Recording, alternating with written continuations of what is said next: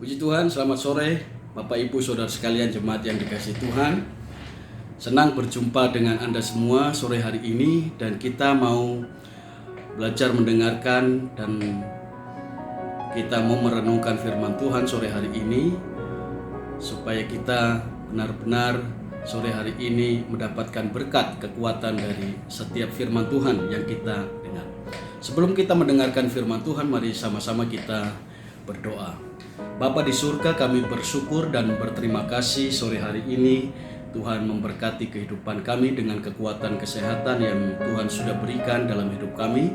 Dan sore hari ini kami mau mendengarkan firman Tuhan, kiranya Engkau mempersiapkan hati, pikiran, pendengaran kami sehingga kami benar-benar berkonsentrasi untuk mendengar firman Allah sore hari ini. Dan firman-Mu akan memberkati hidup kami, memberikan kekuatan ketika kami menjalani hidup ini yang penuh dengan pergumulan, persoalan, masalah dalam hidup ini.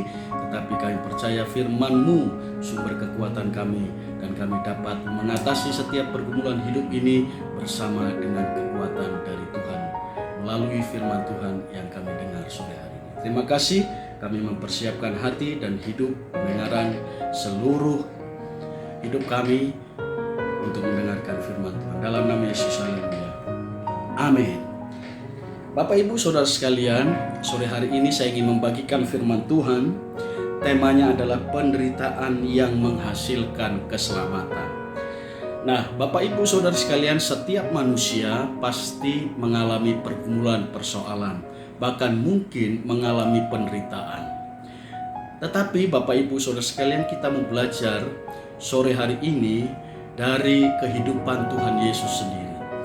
Maka firman Tuhan sore hari ini terambil di dalam Matius pasal 26 ayat yang ke-38 dan 39. Begini bunyi firman Tuhan, lalu katanya kepada mereka, hatiku sangat sedih, seperti mau mati rasanya.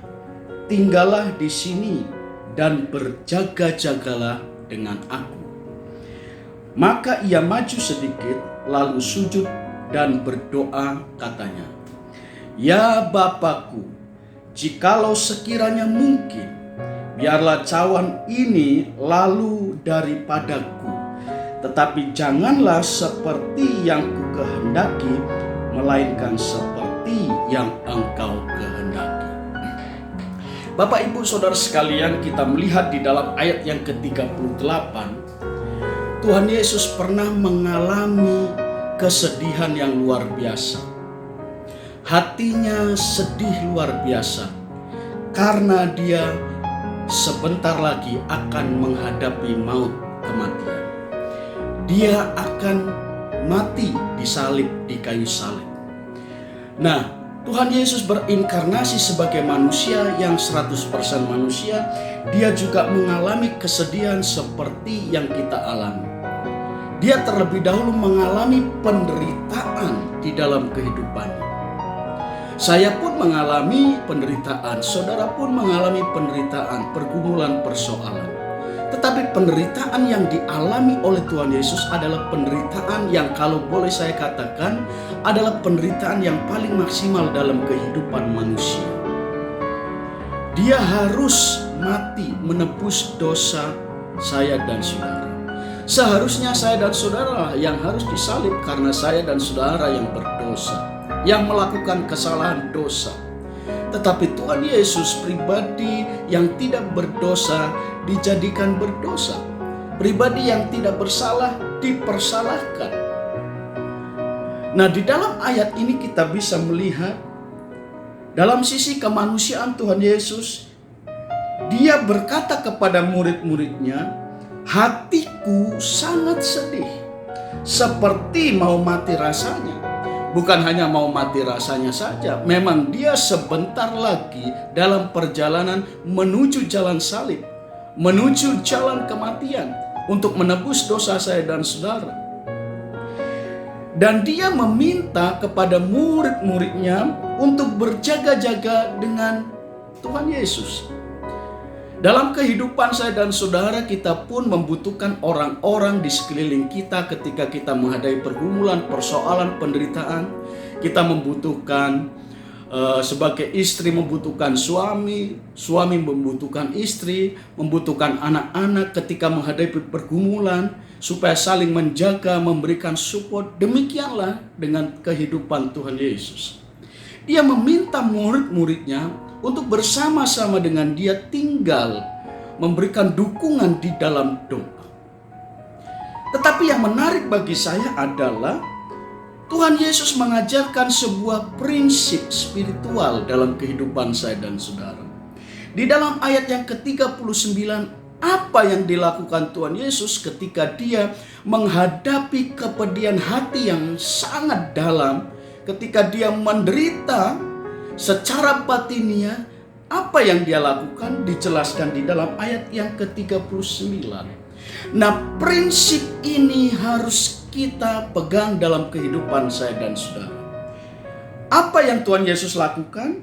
Ayat 39 menjelaskan, maka ia maju sedikit, lalu sujud dan berdoa.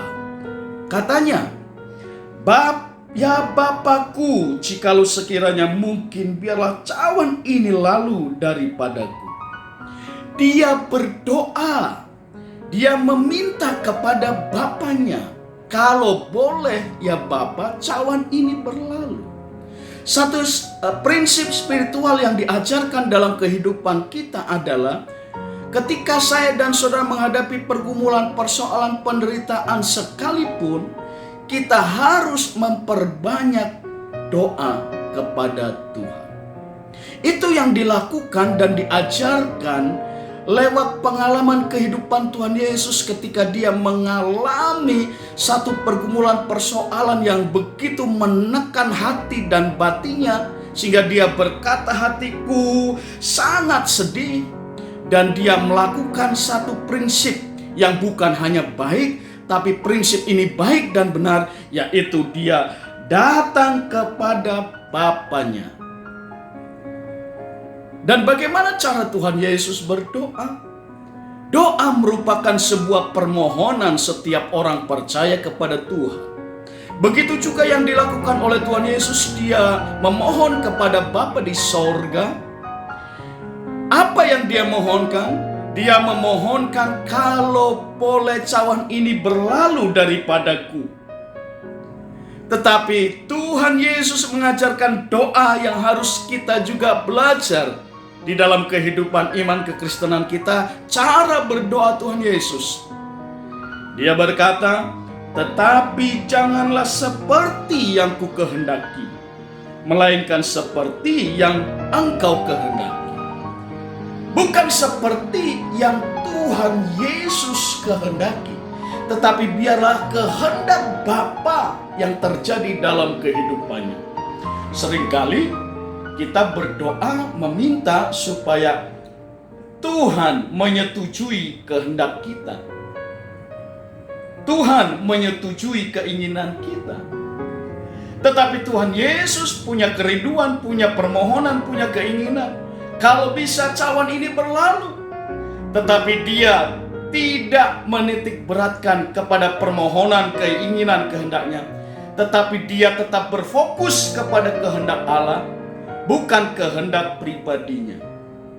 Mari kita merenungkan satu prinsip kebenaran ini. Prinsip di dalam kita berdoa, biarlah kita berdoa menurut kehendak Tuhan saja yang terjadi dalam kehidupan. Sehingga kita belajar kebenaran firman Tuhan ini di dalam praktek kenyataan hidup. Kita beriman kepada Tuhan di dalam cara kita berdoa kepada Tuhan. Nah, Bapak Ibu Saudara sekalian, penderitaan Tuhan Yesus adalah penderitaan yang sangat amat berat. Ketika dia dalam keadaan sedih yang luar biasa hatinya. Lukas pasal 22 ayat 44 menjelaskan, ia sangat ketakutan dan makin bersungguh-sungguh berdoa. Peluhnya menjadi seperti titik-titik darah yang bertetesan ke tanah. Ini membuktikan dari sisi kemanusiaan Tuhan Yesus, pada waktu itu dia sangat ketakutan. Nah, pada hari-hari ini ada banyak orang mengalami ketakutan. Nah, bagaimana mengatasinya? Alkitab menjelaskan supaya kita lebih berdoa bersungguh-sungguh kepada Tuhan. Sehingga ketika kita berdoa bersungguh-sungguh di dalam doa kita, maka ada kekuatan spiritual yang ada dalam kehidupan kita yang mengusir segala kekhawatiran, ketakutan. Bapak, Ibu, Saudara sekalian, kita belajar sore hari ini prinsip tentang kehidupan Tuhan Yesus.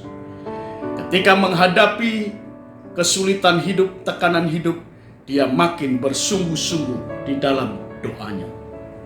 Pergumulan saya dan saudara belum seperti apa yang dialami oleh Tuhan Yesus. Ibrani pasal 12 ayat 4 berkata, dalam pergumulan kamu melawan dosa belum sampai mencucurkan darah. Tuhan Yesus pergumulannya sudah sampai titik mencucurkan darah. Kepalanya dimahkotai duri, kedua tangannya dipaku, kedua kakinya ditumpuk dipaku, lalu lambungnya ditusuk dan mengeluarkan darah dan campur air. Bapak, Ibu, Saudara sekalian, mencucurkan darah sampai dia mati. Yang kedua, kita juga melihat belajar prinsip bagaimana kesetiaan dan ketaatan Tuhan Yesus kepada kehendak Bapanya, setia sampai mati. Nah, kita mau belajar dari prinsip kehidupan Tuhan Yesus. Tetapi bagi saya dan saudara yang hidup saat ini, pelajaran apa yang kita dapat dari penderitaan Tuhan Yesus? Yang tadi saya katakan temanya penderitaan yang menghasilkan keselamatan. Saya akan memberikan rumusan Bapak, Ibu, Saudara sekalian, supaya mengingatkan kita poin-poin ini. Rumusan ODP. Nah, ODP ini bukan artinya orang dalam pengawasan, saudara, ya. Nah, tetapi dari sisi lain, saya berkata secara pribadi, saya adalah orang dalam pengawasannya Tuhan. Ada di dalam pengawasan dan pemeliharaan Tuhan. Haleluya. Nah, prinsip ini perlu kita belajar, saudara, untuk kita tahu dan mengingat kebenaran firman Tuhan sore ini yang saya sampaikan kepada Bapak, Ibu, Saudara sekalian. Yang pertama, artinya adalah oleh anugerahnya dosa kita ditebus.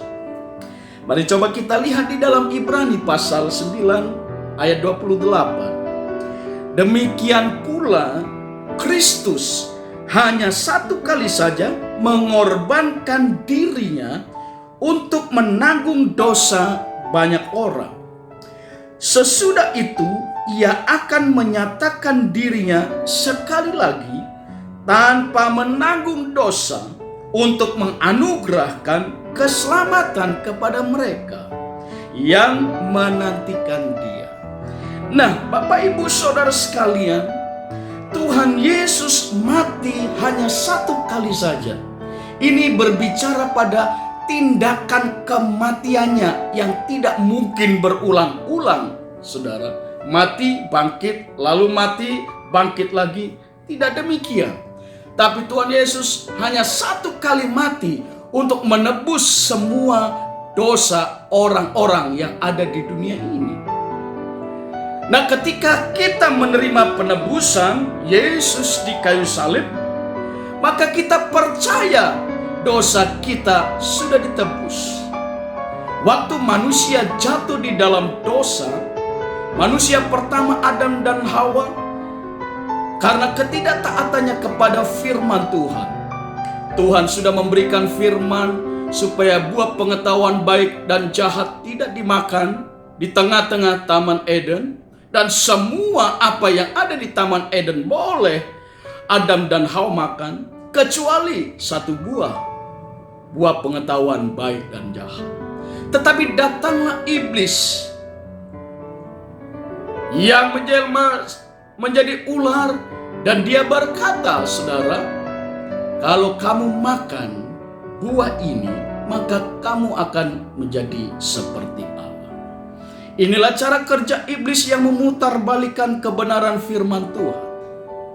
Maka mulailah tertarik hati daripada Adam dan Hawa, maka dia mengikuti apa yang dikatakan oleh iblis itu. Maka jatuhlah Adam dan Hawa dalam dosa. Ketika dia jatuh di dalam dosa, maka hubungan antara manusia dengan Allah yang pada waktu itu diwakili oleh Adam dan Hawa terputus karena dosa. Maka di situ mulailah ada ketakutan dalam kehidupan manusia pertama itu. Allah mencari Adam dan Hawa, mereka bersembunyi karena mereka takut, mereka sudah melanggar perintah Tuhan, mereka sudah jatuh di dalam dosa, maka mulailah ada ketakutan. Begitulah kehidupan dunia ini. Firman Tuhan mengatakan semua orang telah jatuh di dalam dosa dan kehilangan kemuliaan Allah. Maka mulailah ketakutan itu ada di dunia ini. Ketakutan itu ada dalam kehidupan setiap manusia. Maka untuk menghubungkan lagi hubungan kembali antara manusia dengan Allah, maka lewat kematian Yesus di kayu salib menjadi jembatan yang menghubungkan terputusnya hubungan manusia dengan Allah.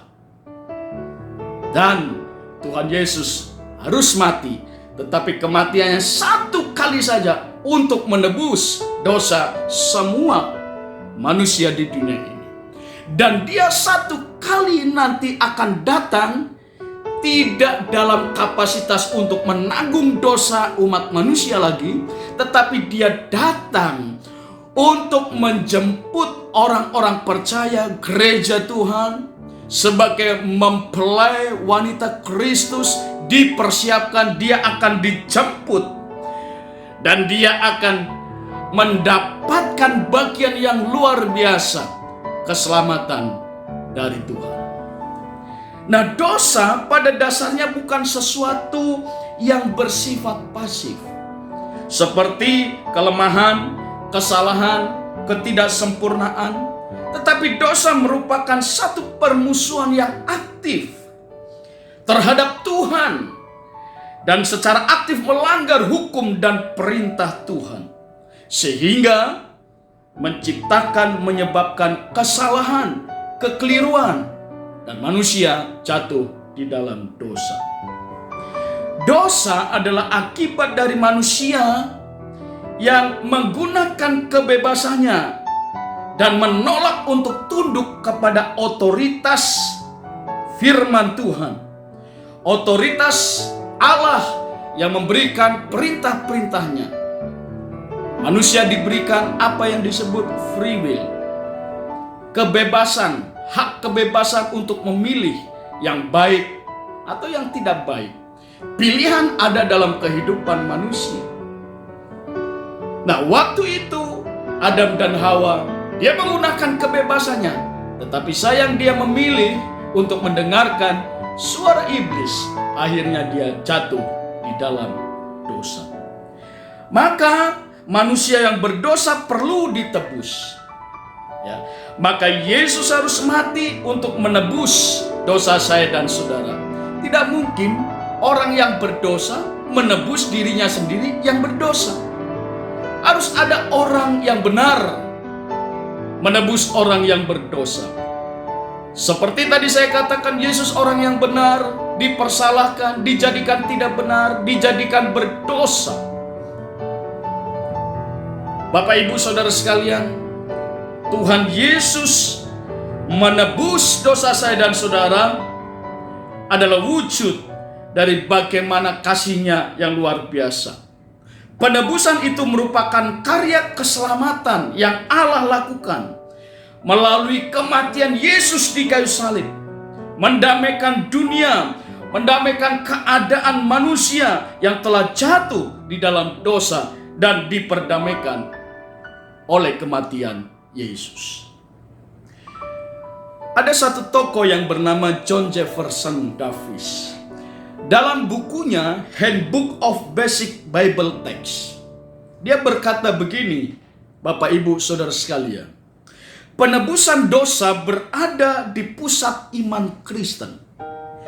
Kristus telah mati menggantikan kita, menjadikan objek murka Allah dan kutukan hukum, dan menebus keselamatan bagi semua orang percaya.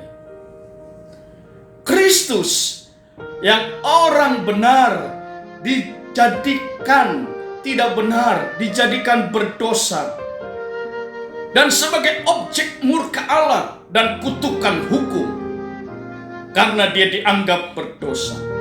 Dia ambil semua yang sebetulnya diberikan dalam kehidupan saya dan saudara sebagai objek murka Allah dan kutukan hukum itu, digantikan melalui kehidupan Tuhan Yesus. Satu hal yang luar biasa. Sakit, penyakit, kutukan itu digantikan, ditimpakan melalui kehidupan Tuhan Yesus. Maka renungkanlah segala karya penebusan Yesus di kayu salib itu begitu luar biasa. Jangan pernah kita main-main terhadap keselamatan kita. Sungguh-sungguhlah dengan Tuhan. Lalu yang kedua, saudara, D. Artinya adalah dalam darahnya kita diperdamaikan. Kolose pasal 1 ayat yang ke-20. Dan oleh dialah ia memperdamaikan segala sesuatu dengan dirinya, baik yang ada di bumi maupun yang ada di sorga, sesudah ia mengadakan pendamaian oleh darah salib Kristus. Setelah manusia jatuh di dalam dosa, sekali lagi saya katakan, dia tidak bisa menyelamatkan dirinya. Maka ide gagasan besar Allah yang begitu luar biasa, ide gagasan besar Bapa di sorga yang luar biasa, Dia memberikan anaknya itu, Yesus Kristus, anak yang tunggal, untuk mati, menebus dosa saya, mati di kayu salib, dan mengucurkan darah. Lewat darah itu kita ditebus dan diperdamaikan. Kita direposisi kembali, kita dibenarkan kembali hidup kita. Luar biasa Bapak Ibu Saudara sekalian. Kita sudah tidak mengalami ketakutan lagi. Kita sudah tidak mengalami tuduhan-tuduhan dari si iblis, si jahat. Engkau manusia berdosa, engkau tidak layak menghampiri Allah karena engkau manusia yang masih dalam keadaan berdosa, dikutuk oleh Allah. Itulah pekerjaan iblis yang selalu mendakwa setiap manusia yang jatuh di dalam dosa. Tetapi kutukan-kutukan itu sudah terpaku di kayu salib dan selesai. Kita tidak ada lagi dalam kutukan, tetapi kita ada dalam hidup yang berkemenangan, hidup oleh anugerah Allah di dalam keselamatannya yang ajaib, yang luar biasa. Dan kita tidak perlu lagi takut menghampiri Allah, karena kita sudah diperdamaikan melalui kematian Yesus. Lewat cucuran darah di salib Kristus itu, kita diperdamaikan oleh Tuhan. Kita hidup sudah mengalami ketenangan. Kita tidak lagi hidup di dalam keberdosaan. Maka Bapak Ibu Saudara sekalian, mari kita harus sangat menghargai kematian Yesus di kayu salib dengan cara kita terus mengerjakan keselamatan kita dengan takut dan gentar kepada Tuhan. Kita terus berdoa kepada Tuhan, membangun doa yang lebih sungguh-sungguh kepada Tuhan. Kita terus belajar firman Tuhan, merenungkan setiap hari apa yang menjadi kehendak Tuhan, apa yang menjadi hati Tuhan. Mari kita belajar untuk melakukan dalam kehidupan kita. Kita rajin beribadah, kita melayani Tuhan. Semasa saya dan saudara masih diberikan nafas kehidupan ini, mari kita persembahkan hidup ini bagi Tuhan. Kalau Tuhan sudah mempersembahkan hidupnya mati bagi saya dan saudara, mari kita berpikir dan merenungkan apa yang dapat aku balas dengan kasih Tuhan yang begitu luar biasa, memberikan hidupnya mati bagi dosa-dosaku. Satu hal Tuhan mau, persembahkanlah hidupmu yang kudus, yang berkenan kepada Tuhan, untuk melayani Tuhan. Karena melayani Tuhan adalah menyukakan dan menyenangkan hati Tuhan. Lalu P, jadi ODP. P yang ketiga, penebusannya, bukti kasihnya. Ayat ini saudara tidak asing bagi kita. Dalam Yohanes pasal 3 ayat 16. Karena begitu besar kasih Allah akan dunia ini, sehingga ia telah mengaruniakan anaknya yang tunggal, supaya setiap orang yang percaya kepadanya tidak binasa, melainkan beroleh hidup yang kekal. Jadi begitu besar kasih Allah kepada dunia ini, sehingga ia mengaruniakan anaknya yang tunggal, supaya setiap orang yang percaya. Bapak, Ibu, Saudara sekalian, Tuhan Yesus tidak pernah kematiannya hanya untuk segelintir orang. Tetapi ide gagasan Allah yang memberikan putranya yang tunggal itu mati bagi semua dosa orang yang ada di dunia ini. Barang siapa yang meresponi, yang percaya kepada Yesus, dia akan diselamatkan. Dia menerima kehidupan yang kekal. Mari percayalah kepada Yesus sebagai juru selamatmu dengan sungguh-sungguh. Menerima Yesus Kristus sebagai juru selamat secara pribadi. Bukan seperti kebanyakan orang yang tahu bahwa juru selamat orang Kristen adalah Tuhan Yesus. Tetapi kita sebagai orang-orang percaya harus menerima keselamatan Tuhan Yesus itu secara pribadi. Menerima Yesus secara pribadi, maka dalam kehidupan kita ada perubahan demi perubahan menjadi orang percaya di dalam Tuhan. Ada banyak orang percaya tapi hidupnya tidak mengalami perubahan. Hidupnya juga tidak mengalami pertobatan. Tapi kalau kita mengerti berita ini, saudara, saya dan saudara sudah ditebus dari cara hidup yang sia-sia, maka kita komitmen berdoa kepada Tuhan. Tuhan, aku tidak mau lagi hidup di dalam keberdosaan seperti dulu lagi. Tapi bukan berarti orang yang sudah punya komitmen tidak pernah bisa jatuh di dalam dosa. Tidak, saudara, masih bisa. Tetapi paling tidak setiap hari kita terus membangun komitmen itu untuk meninggalkan kehidupan yang lama. Ketahuilah bahwa ketika kita ada di dalam Kristus, kita adalah ciptaan yang baru. Yang lama sudah berlalu. Kita adalah ciptaan yang baru, saudara. Maka Bapak, Ibu, Saudara sekalian, kematiannya untuk semua orang. Respon kita sudah benar, kita terima Yesus sebagai juru selamat. Karena kita akan menerima beroleh kehidupan yang kekal. Kehidupan bukan hanya berbicara waktu kita ada di dunia saja. Sekarang saya dan saudara memang hidup di dunia ini, hidup di dalam tubuh jasmani ini. Kita makan sehari 3 kali. Pertanyaannya, bagaimana dengan kehidupan rohani kita? Maka perbanyak belajar firman Tuhan. Seperti minggu lalu saya sudah khotbahkan. Banyak baca firman Tuhan, merenungkan firman Tuhan.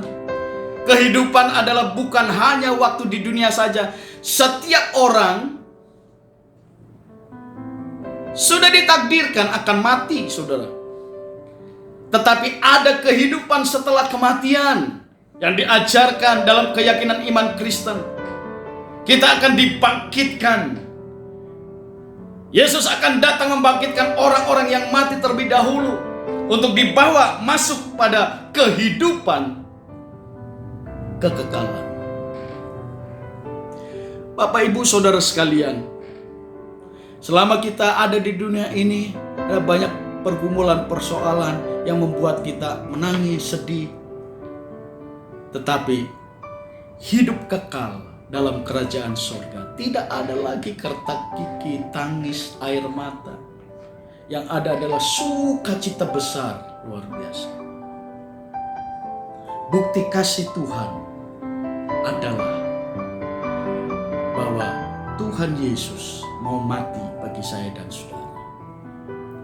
Mari kita renungkan kebenaran firman Tuhan ini.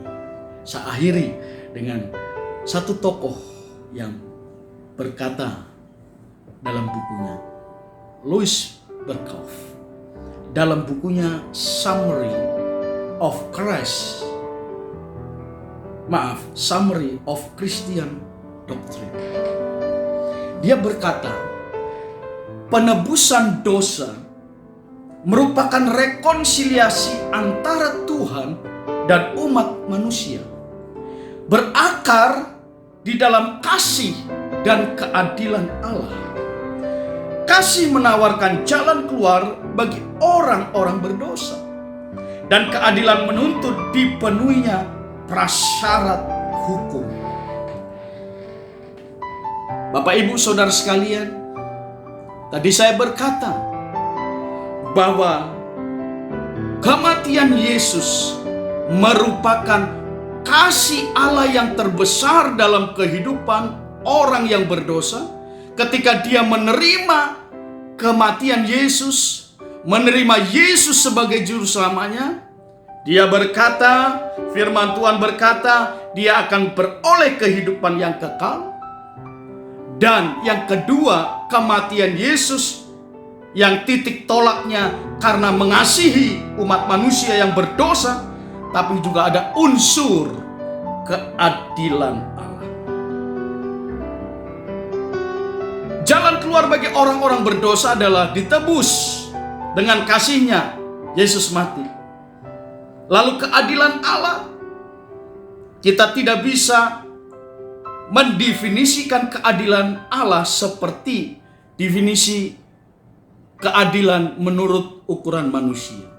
Kalau manusia berkata adil 50-50, win-win solution, kira-kira begitu Bapak Ibu Saudara sekalian. Tetapi coba lihat di dalam Alkitab ada satu contoh, seorang tuan yang mempercayakan talenta, ada orang yang dikasih 1, 2, dan 5. Dan firman Tuhan berkata, dia mempercayakan itu karena dia tahu, sanggup melakukan kepercayaan yang diberikan. Orang berkata, yang punya 1 talenta, wah tidak adil. Kenapa saya dikasih 1? Mereka dikasih 2, ada yang dikasih 5. Mereka menuntut diberikan yang sama.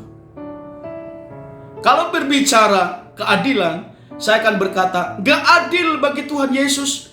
Kenapa harus Tuhan Yesus yang mati? Harusnya saya, harusnya Bapak Ibu Saudara sekalian yang berbuat dosa, yang mati bagi dirinya sendiri.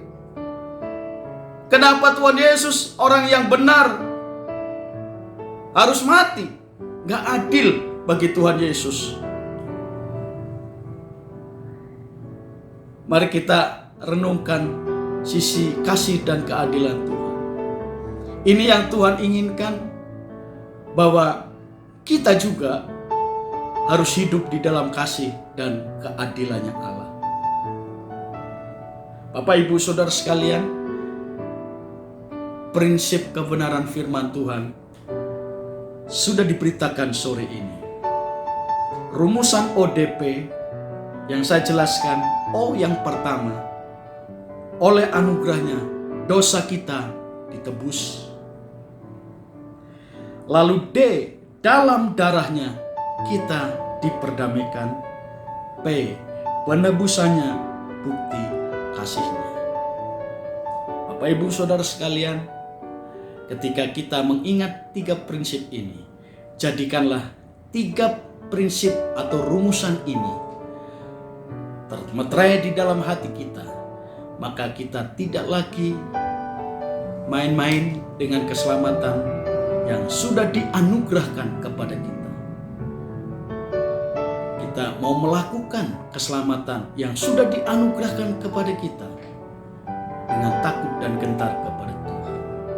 kita tidak mempermainkan keselamatan yang Tuhan berikan, anugerahkan kepada kita. Justru kita semakin belajar mengasihi, mencintai Tuhan, melayani Tuhan, ambil bagian di dalam pekerjaannya dengan hati yang tulus, dengan hati yang sungguh, dengan hati yang ikhlas. Maka Tuhan tertarik dengan orang-orang yang melakukan bagian ini dengan luar biasa. Dia akan membalas segala apa yang kita kerjakan. Bapak Ibu Saudara sekalian, ketika kita merenungkan kebenaran firman Tuhan ini, benarlah apa yang dikatakan firman Tuhan, bahwa Tuhan Yesus benar-benar mengasihi saya dan saudara.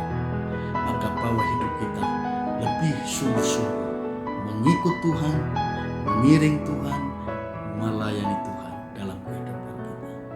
Kiranya firman Tuhan ini memberkati Bapak Ibu Saudara sekalian. Haleluya, shalom aleichem, Tuhan memberkati kita. Mari sama-sama kita berdoa. Bapa di sorga, kami bersyukur sore hari ini kami sudah mendengarkan firman Tuhan. Biarlah Roh Kudus Engkau yang memeteraikan di dalam hati kami. Roh Kudus Engkau yang terus mengajar, memperjelas isi hati Tuhan melalui firman Tuhan sore hari.